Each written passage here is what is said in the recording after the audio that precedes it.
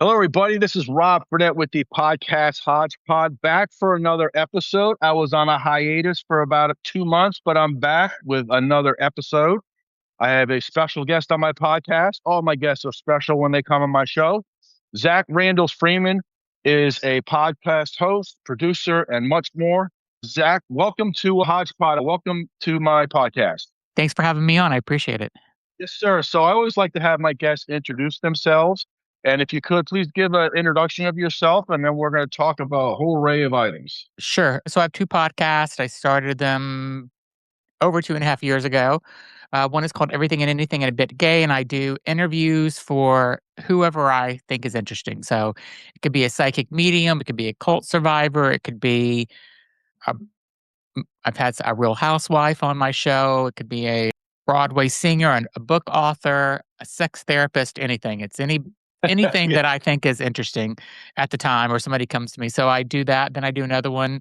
Another one's Listen Up Girl podcast. And that one I do about 5 to 6 days a week. And it's just news that I'm doing that's 10 minutes or less.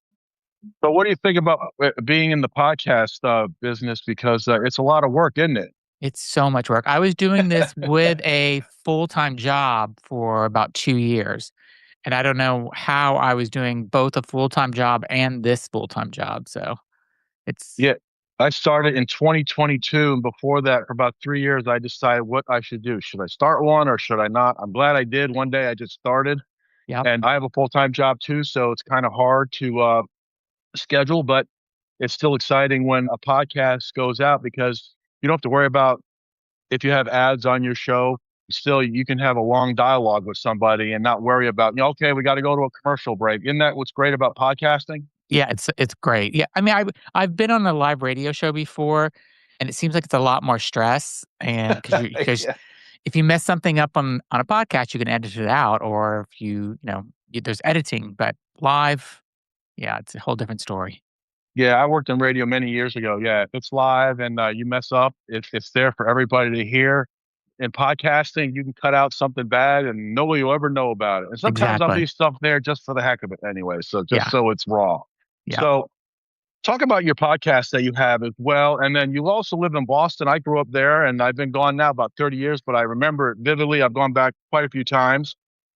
So talk about your two podcasts, and you gave a brief introduction there, but talk about those and how how you get guests and what you talk about. Yeah, so when I started off my first podcast, I did a podcast for I worked in pharmaceutical for corporate communications for 25 years or so. And so whenever I was working for one of these pharmaceutical companies, they said, "Can you do a podcast?" And I said, "No, I don't want to hear my voice. I don't want to see myself. Like, no, I don't want to do it." I ended up doing it, liked it, got used to doing all that, and then I left that company, went to another company, and I told my friend who's big in audio and video, I kind of miss doing the podcast. He's like, "You should do your own." I'm like, what do I want to talk about? And just says, whatever you want. And so I came up with some ideas and I ended up like interviewing friends, just talking about life in general and stuff. And then there was a couple of these podcast guest matchup services that you can do. They'll send you guests and I got some of those people on. They were okay. And then I started looking at my numbers. My numbers started taking off like crazy. And I'm like, "Oh, I should maybe make this a little more serious." And then I just started getting emails from people that wanted to come on my podcast. And then I was taking almost anybody because I just needed to fill in the slots. And then eventually I started getting so many and the show started growing in popularity. And I said, "Okay, well, I'm only going to interview who I want to interview with." Hmm. And now I get about 75 emails a week of people requesting to come on. And I pick three a week. 75? That's Yeah. amazing. Yeah. So I a lot of the people though just are not even it has nothing to do with my podcast. It could be a CEO running I don't know, a lamp company and making lamps or something, and it's just like has nothing to do with my podcast, and I'm not even sure what we would talk about, but they just want to kind of come on to promote their business, and so I pick three a week and interview them, and I have enough episodes right now for the next 3 months, kind of in the bank right now, so it's nice. Yes. I'm gonna do one of these things right now. But yeah, you're your own producer too. I mean, I am at least. Do you have any help with you? No, I have somebody that helps me edit, but no, I do all the shows, all the reach out myself, all the follow up. I find people that I like on social media, and I try to get some of those people for guests that way as well. If I see somebody I think is interesting, I have a wish list of stars and stuff that I'd like to have on my show, or not stars, just like people I'd like to have. And yeah, that's I'd love to have Madonna on my show. I think she would really help my ratings. Oh yeah, absolutely. Yeah, she would. Gosh, she's coming out with. I think she came out with a new album, and Yeah, it's doing I remember well. when she. Yeah, and I remember when she came out in the early '80s, and it's like she's been around forever. And today, when we're recording, it's Mick Jagger's birthday. He's 83 years old. So I think Wow. Madonna's 67 or 68. But Yeah. these music icons just like live with us forever. It's amazing how you see them. They just, I don't know, they're just part of our lives, even though we never meet them. Yeah, exactly. And if I could get her on my podcast, I feel like my ratings would really go up. Oh, So yeah, absolutely. I don't know. Some of these music artists and these groups here, they have layers and layers of gatekeepers to get to them. So, but if you got her, that'd be fantastic. yeah, I'm not counting on it. You have a wish list. Ask her about, if you ever get her, ask her about being with Sean Penn. Yeah. She's talked about that a few times I've seen. So I'll definitely will. If I can get her, I'll talk about it. I'll talk. That talk about your other podcast that you have as well, because you got two going. So it's kind of like you got your probably your full time job, right? And then you got these two podcasts going. So you have to really like be time management disciplined. Well, I left my full-time job in March, so now I'm just Okay. doing podcast only. Wow. Yeah, so it's waiting till the end of summer to see if this is really what I should be doing full time. Oh, It's because it's scary when you don't have a paycheck coming in that's guaranteed and benefits and 401k and insurance and all that. Because I have to pay for my own insurance now, and I'm relying on the ads as a paycheck, and those can go up and down depending on what's happening. So no more full-time job for now, but by the beginning of September, mid-September, I'm gonna make a decision. Do I wanna start looking for a job again and do that? Do I wanna do consulting? What do I wanna do with my life? Podcast is definitely part of it. It's just like, what do I wanna do on top of the podcast, if anything? yeah. I started doing it in 2022. I did it for fun, and I just started like getting some advertising dollars after what 3.5 years, but Yeah. not much. But still, it's like it's a win for me because finally, if something is broken through, I'm not expecting to be like in the top 10, but or whatever. But I do it for fun. But I listened to one of your episodes on your everything and anything, and you had a guest on who he communicates with his wife who passed away. I found that to be an extraordinary interview because he's written some books off of those Yeah. interactions. Yeah, so he was so interesting. So he reached out to me, he wrote a book. His wife died. Shortly after she died, he started getting signs and hearing her, and she still talks with him every day. I believe it was in his he hears her in her head, and there's signs and stuff.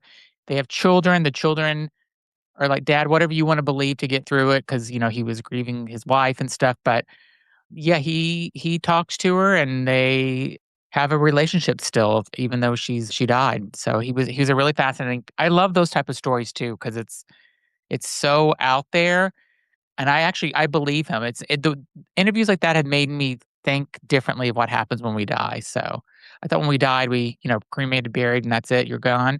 And now I kind of do believe in an afterlife because I've I've interviewed so many people that are psychic mediums that have had near death experiences, and all these people talk about the same thing. It's kind of changed my mind of what happens when you die. When I was listening to it, I was really fascinating because I believe there is an afterlife too, Mhm. but I also believe in guardian angels. I Yes. believe like in dreams, if somebody who has passed away comes in your dream, I think it's their way to give you some messages or just let you know they're still there. Do you believe that? Because I find Yeah. it weird. Like sometimes my father passed away in 2012, and sometimes I'll have a dream and I wake up and the next morning it's like I'm very mellow, but I like there must be a message there somehow, some way. I agree. I think they do come to us in dreams somehow, and just I don't know what the message always is. I'll tell you an interesting story that my father died. My aunt calls me like a year or two late. No, it was much later than that. It was like 6 years later. She calls me and like 7:30 in the morning. She calls me and says, I got to talk to you. And I'm like, what's going on? It's 7:30 in the morning. Like, I thought it was a horrible emergency. And she said, your father came to me last night in one of my dreams. And Wow. I said, okay. And she said, we were talking about their mother and just growing up together and stuff. And she looked at him, or he looked at her at the end, she said, and said, I was smoking cigarettes. And she goes, I want you to tell the boys, which was me and my brother, to stop smoking. And she goes, okay, I'll tell them. And he goes, no, I need you to listen to me. They have to stop smoking now. Do you hear me? And then she says she woke up because he grabbed her foot. So she called me, said, you got to quit smoking. This is what your father said. I'm like, okay, quit smoking. Haven't smoked since. But I think that was true. I think that really happened. I don't think it was just her imagination or just a dream. I think he really came to her and said to stop smoking. Yeah, that's fascinating because I think it's weird when you see people like that. I've had dreams where I've had people who have passed away that were instrumental in me growing up, and it's Hmm. like I don't know. I think they just give you. It's like they just give you like this subtle know that they're there watching over you, maybe too. Yeah. I think there is something to that, and I believe in guardian angels. I remember my wife and I we went to Seattle back about 2018, and we were in this parking garage, and this big security guard comes up to us and says, you know, you may want to lock your cars because this is not a good area. Mhm. And so we were just like, okay, thank you very much. And there was another couple walking, and they kind of said, like, who are you talking to? I said, the security guard over here. He said, you know, lock your cars. And they didn't see him. And then we tried to look around like 2 seconds after he wasn't there. So I think Wow. it was weird because I was like, why? He just was right in front of us and then he's gone. Yeah. And the people that were parked like a few cars over did not even see him. They said, who are you talking to? So I thought that was really strange. I believe in guardian angels too. Yeah, I believe that too. I believe people look after you and I think it's the same kind of people through your whole life that are looking after you too. That's just what I think. Yeah, you surround yourself with good people and they Hmm. still stay with you in the afterlife.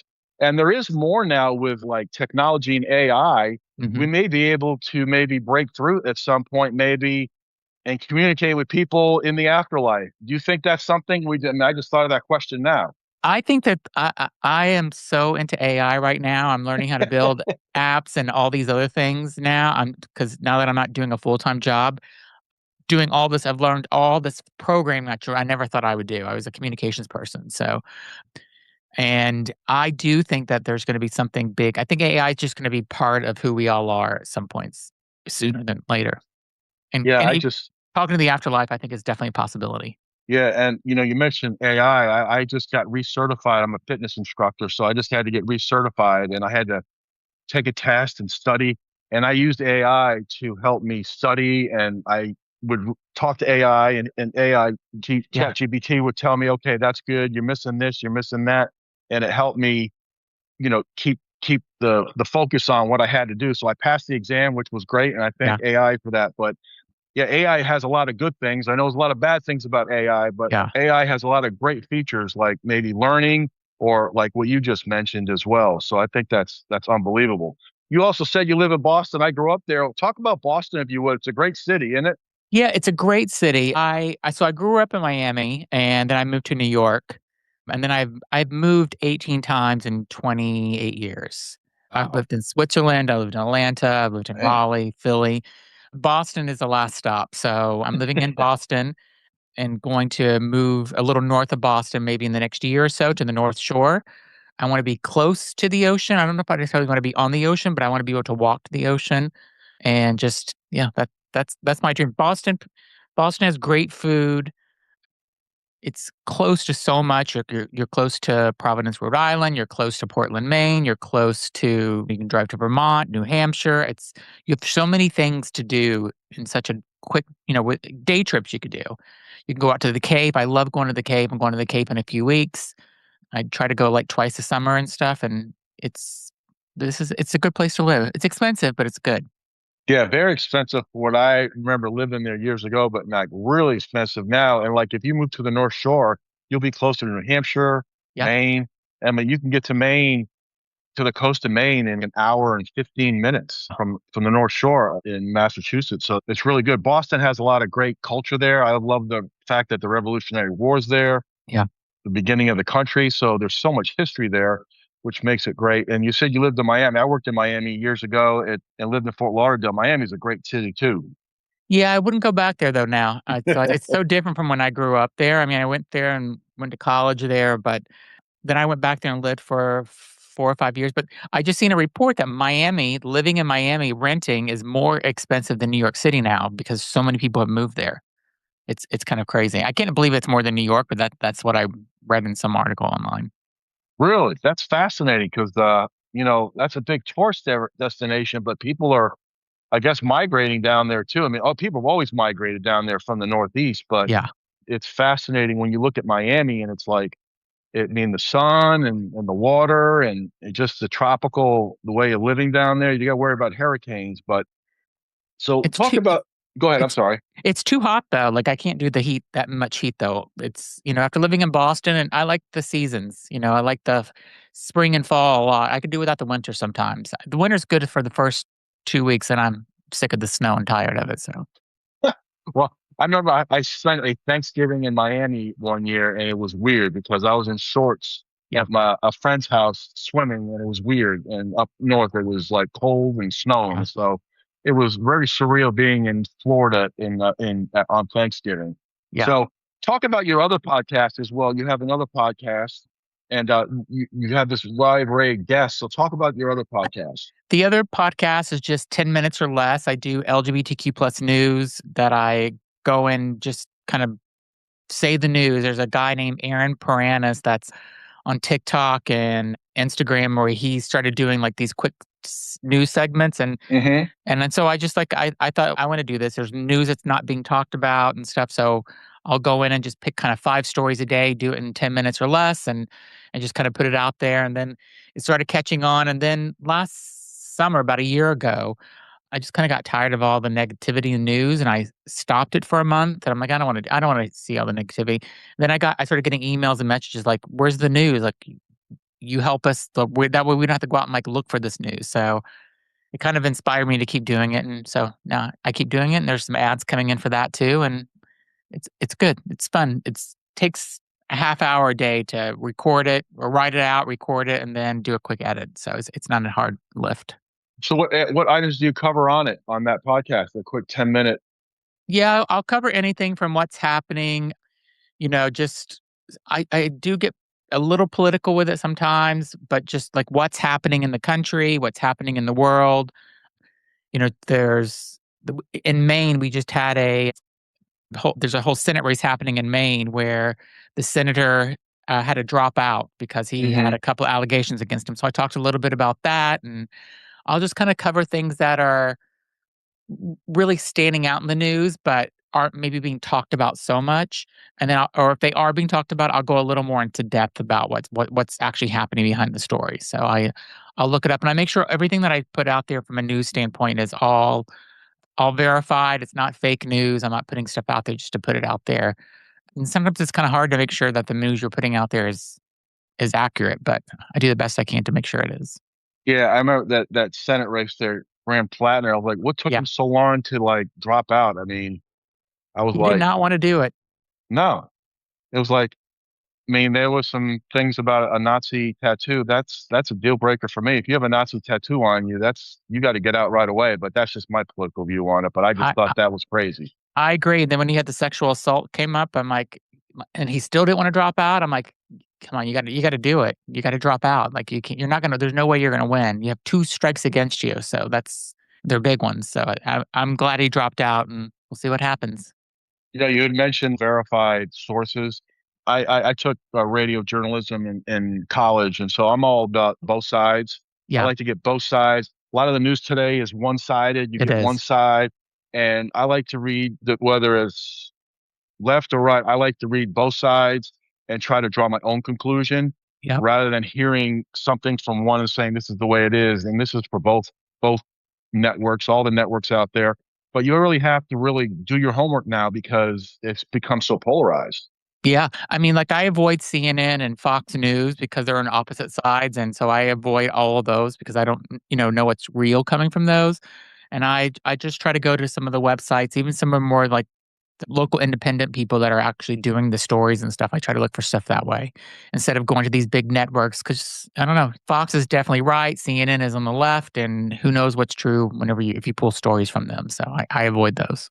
Years ago, news was not like that. They No. maybe some newscasts would have a slight lean or left or right, but now it's to the point now where it's just overbearing and you can't even watch it, and they try to do it so subtly, and it's not news. I mean, it's Yeah. just getting their whatever you wanna call it, their theme out, their Yep. I can't even think of the word right now, Yeah, but it's like they're trying to get out there. What it gets so personalized even with the reporter even sometimes where the reporter is, like, putting their own thoughts and what they think about what's happening in the story into what they're reporting, and it just doesn't even feel like it's real news. It's just like we're listening to what they feel. It's just not accurate. I've had some guests on my podcast in the last year, and I've talked to them about we can't even get politicians in the same room to talk about anything. When was the last Mm-mm. time you saw politicians in a room actually sitting in front before they do their negotiations? You haven't seen that in years. They don't Nope. even talk. They don't even sit and talk. No. They don't even wanna communicate even outside of talking. They don't wanna do anything together, so it's like I hope there's a change in the country soon. I hope there's just like people start coming together more because we definitely need it. Yeah, I agree. All right, and that is just that's well said because just some of the stuff out there is just it's not even news. It's just getting their message out, Yep, trying to get you to persuade you to feel a certain way or think a certain way, and that's sometimes that's propaganda, but that's just my opinion. But I I wish agree with you. I wish everything was just equal and Same. just very that people could have a conversation. Yep, That's what exactly. one good thing about podcasts. You can have a conversation. It's just like in anything, even some political podcasts, people have a conversation, which is good and it's not polarizing. But that's one good thing about podcasting because you can take your time, you can have a conversation and talk about anything. There was just an interesting podcast that came out with Candace Owens. I don't know if you know who she is. Yes, I listen to a whole bunch of podcasts. Yes, I know who she Yes. is. So Candace Owens, and she had Hunter Biden on, who she's been totally against. So the two of them got together to do a podcast, and I thought it was so fascinating because she really was not a Joe Biden fan. He obviously wasn't a fan of hers of all the stuff she said about him. But they actually had a real conversation, and it just, you know, it was nice to see that for once and not just kind of going at each other from the sidelines. And it was a good conversation. So just something to check out if you haven't seen it yet.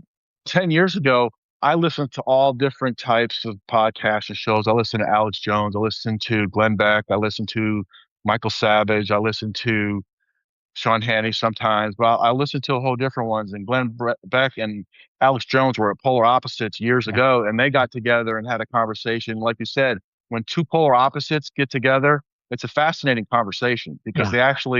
they break through and they talk, and now that tension's not there. Yeah. That's Yeah, I agree. Hunter Biden is kind of going to all these different shows, and when he's going on the really liberal shows that are like him, I don't think it's as interesting. Whenever he was on with Candace Owens, I think it's interesting because they're trying to work. I don't want to say they're working it out, but they have opposite feelings about everything in the world, and to see those two come together, it just I don't know, just it really did give me a lot of hope that maybe we're not all totally broken. So we'll see. No, we're not broken. I don't believe we are. I think we just need to, at some point, come together. I know it sounds corny, but I think that's pretty much where it stands right now. So, what field did you work in before you got into broadcasting full time? Because that must have been a big decision for you. Yeah, so I did pharmaceutical communications, digital. So I'd work for some big pharma companies and running their digital department, which was like all their websites, all their social media, all their paid, their branding, reputation. I would do a lot of videos of patients. So patients that, survived. So the last company I worked for, I did Hmm. a lot of videos that they had cancer and they're like cancer survivors and talking about their message. Because, a lot of people talk about, oh, I got cancer and, what happens then. But no one was really kind of covering videos of patients that whenever they survive, like, what happens? What do you do? And Yeah. you thought maybe your life was over, and now you're planning retirement, and you're able to, like, see your grandchildren and go to your son's wedding and stuff. So, all the stories that I was doing on patients was really inspiring for other people that maybe have just gotten cancer. They can go and see, okay, there is hope, and that's kind of what we were doing. So, but yeah, corporate communications and focusing on and video was my main thing for about 25 years. 25. Wow, that is fascinating because back in the old days, it used to be slice and cut at tape, and now it's all digital. Must make it a lot easier to do things. Yeah, I didn't do video as Hmm. much back then. Whenever I started in digital, there was no social media. It was Oh websites yeah. only. So I remember I was working for a big pharma company, and I said, "Hey, we should start a Facebook account for the company." They're like, "No, we can't do that." And I talked them into it, and we ended up doing it, and it went over well. I got some write up by some blogger or something, and then but we had to, like, really monitor it to make sure people weren't coming on talking bad about big pharma or talking about our products and stuff. But it's I love doing things like that kind of push the button a little bit or push it out. Yeah, that's really good to push the button. And, when you think about, people like you said that have cancer, it's a great way to give the message out that there is hope. Yeah. Yeah, I mean, a lot of people were like, when they get a cancer diagnosis, the first thing they think about is, "I'm gonna die, I'm gonna go through this treatment, and it's gonna be horrible."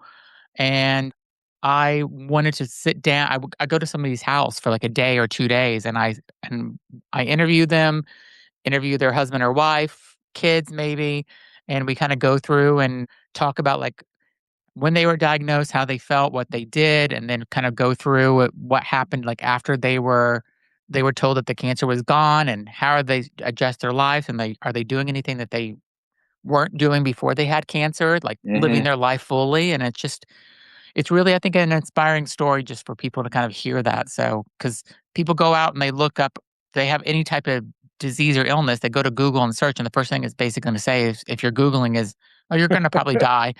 So, I wanted to put that message out there that there is hope for people. So that's and they went over well, the videos.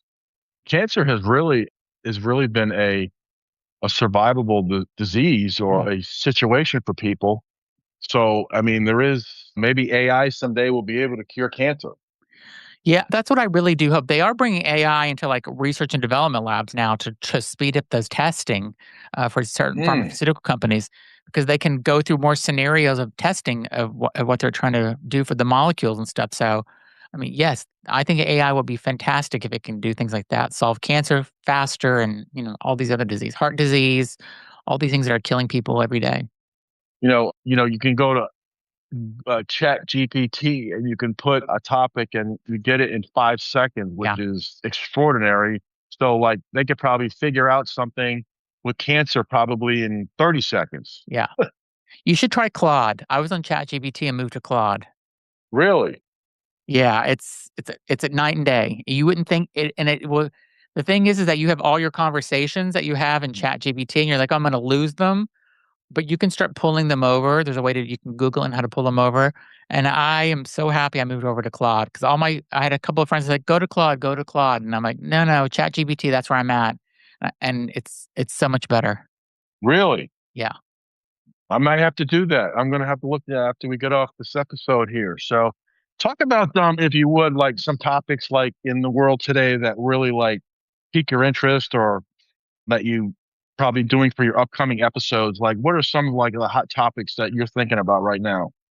so I have a guy that's coming on. He's been on some pretty major podcasts. His Mm. name is Vinny, and he died for an hour and 45 minutes. He was in the body bag, and he was on the Mayim Biak Breakdown podcast, and I think he might have been on Sean Ryan's podcast as well. Mm. And so I DM'd his team, and somehow they said, "Yeah, he'll come on." So I have him coming up in about 2 weeks, and Wow. so he basically was taking this supplement for helping him work out. Him and his friend were taking it, and it was, I don't know if it was like a creatine or what, I don't know what it was, some type of supplement, like a protein powder or something, and it was really, like, helping energize them and try to get them more bulked up. And it was so popular that it ended up selling out across everywhere. Like they couldn't find anywhere. So the one guy found it online and bought it, and it came from Thailand. And they took it that morning. He's like, "Hey, I got this stuff. Like, it looks a Hmm. little different. I don't know what it says in the label because it's in Thai, but let's take it." They take it. They feel really strange when they're driving. They're like getting ready to pass out. They pull into the nearest parking lot of Dairy Queen, and one guy goes in the bathroom that I'm going to be interviewing, basically dies. No one's going into the bathroom. The other guy walks in. He's sitting in a booth and ends up passing out, and they call an ambulance. The ambulance comes and gets him. The thing is that the guy is like sitting above this, like watching all this stuff, and he thinks he's watching a movie. He doesn't realize it's his life. Some guy tries to go into the bathroom to use the bathroom because it's a small bathroom. It's a Dairy Queen. It's one stall Hmm. bathroom. And he can't get in. He's like, the door's locked and it's been locked for like an hour. Like, I need to use the bathroom. So the manager goes, gets the key, unlocks it, and he's there. They call the ambulance. Another ambulance comes. He's in a body bag. He was probably in the bathroom for about 45 minutes, actually. He was in Wow. the body bag and dead. So like an hour and 45 minutes, he was dead. And there was a new rookie that was the EMT. And they kept saying, "No, he's dead. He has no pulse. He's been dead for at least an hour, so there's no saving him." And the guy sitting in the back of the ambulance with him, and he's like, "Something is telling me I need to see if I can just get him to come back alive." He unstrapped the body bag, unzipped it, did the heart paddles or whatever 3 times. Third time, he ended up coming back. He was in a coma for a while after that, Mm. but he basically he's talking about he wrote a book, and in all these interviews, he's talking about what he's seen on the other side and who he was talking to, and again, he said he was watching everything from above, and he thought he was just watching a movie. He didn't realize it was really his life that he was watching, and it's changed his entire way of thinking about everything. And yeah, his name is Vinny, and I can't wait for the interview. I love interviews like that. That's fascinating. That's unbelievable. That was the AED device that you put the patches on. Yeah, And CPR is very important. I'm a group fitness instructor, so I'm CPR certified. CPR is critical, but that's amazing. So he saw his whole life like that. Oh, I'm gonna have to look for that episode when it comes on. I'm gonna listen to that one. yeah, That's amazing. and I had another lady named Angela Ford who was on Sean Ryan as well, and she agreed to come on my podcast, and she did remote viewing for the CIA back in the '80s. So she basically the CIA hired her. They said, "Hey, we're looking for this person," and they would give her the information about it.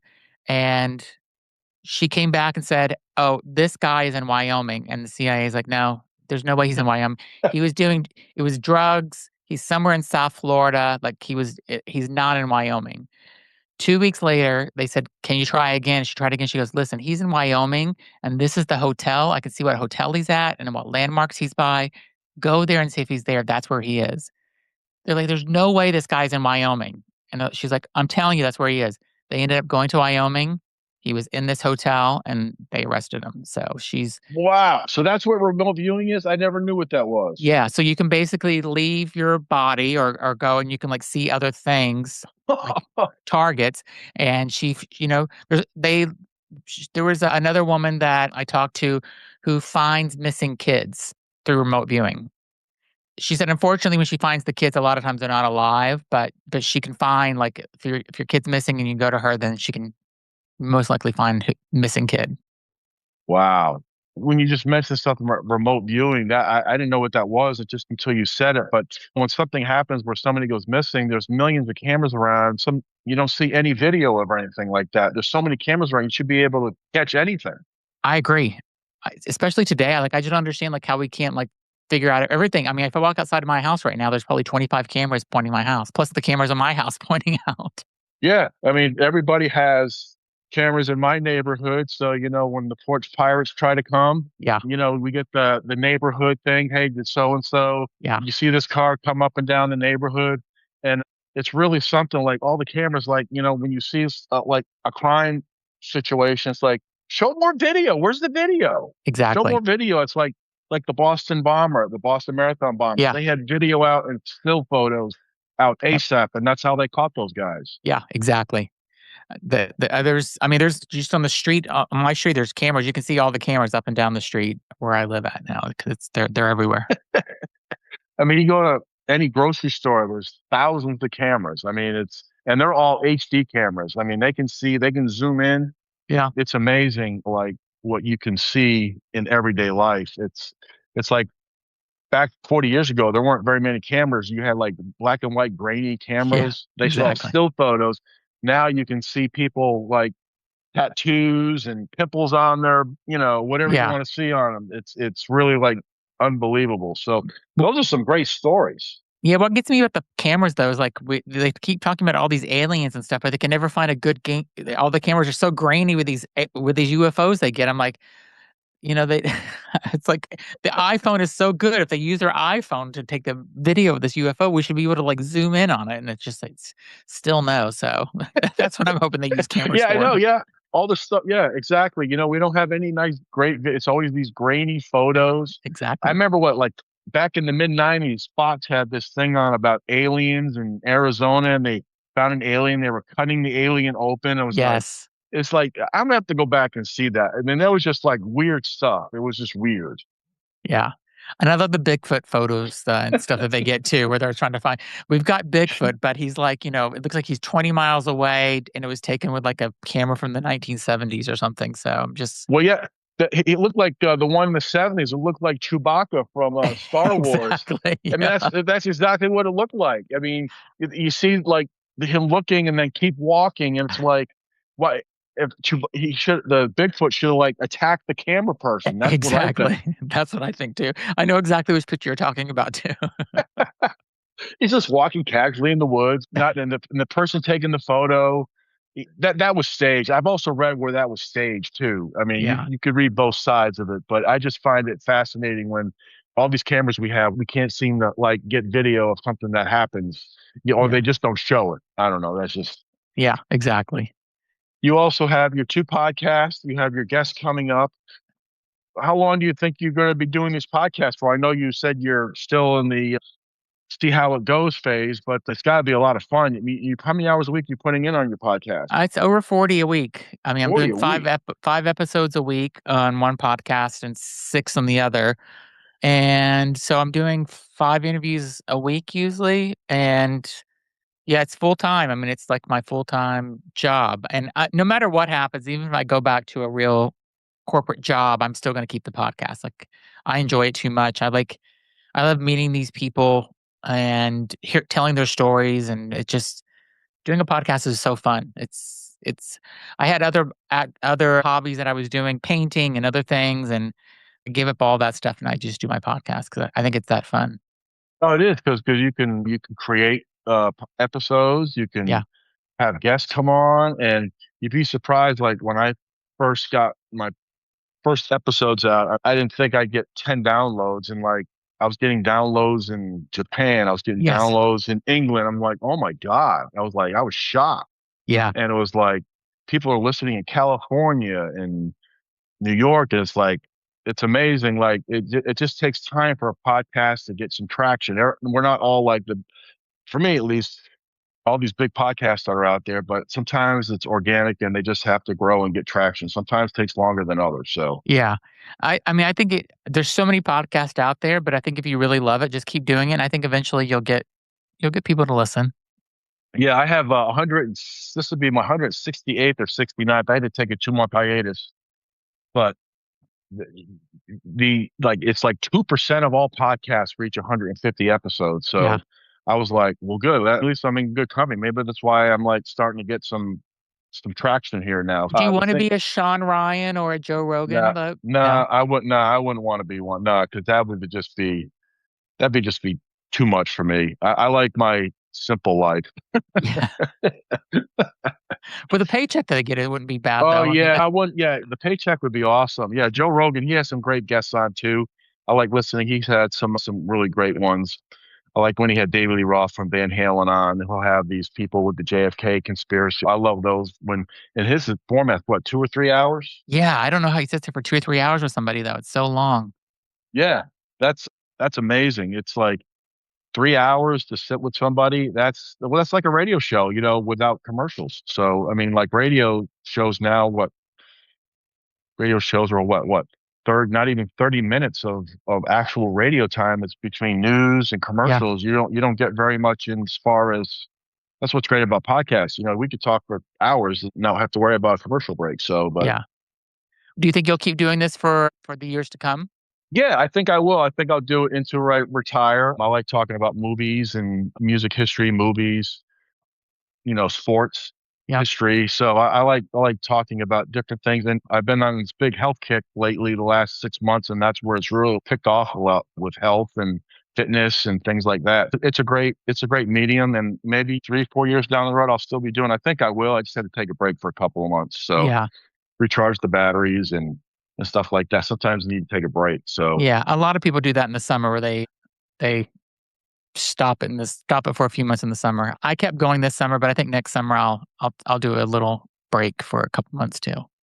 yeah, I think it's a lot of fun. And like what was it like when you got that first episode out? What was that like? Because I was like pumped. Yeah, but I was also like, nervous because I'm like, did I sound like complete idiot on this podcast?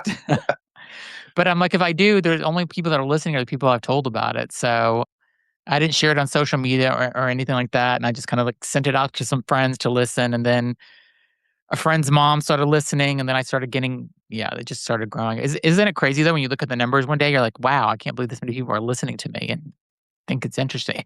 Oh, I know. Yeah. I mean, just like today I had 98 downloads in Japan and Germany. Yeah. And it's like today I was like, wow. And it's like, yeah, when I saw the first few downloads coming down, I was like, oh my gosh, I can't believe like people are actually listening. I was like, holy crap. I was like, dang. Yeah. I mean, there's people out there that want to listen to, all types of shows and podcasts. There's a lot of niches out there. It's a lot of fun. Zach Randles Friedman has been my guest. He is on a host of two podcasts, Everything and Anything and a Bit Gay. I've had to listen to a few of the episodes. It's a great podcast. And then he also has another one called Listen Up Girl as well. It's two podcasts that he's doing. Spends a lot of time doing it, doing those podcasts. So give those a listen. And Zach Randles Freeman, thank you very much for joining my podcast. I really enjoyed talking to you. Yeah. Thank you. I enjoyed talking to you. You have a great podcast and I appreciate you having me on. So thanks so much.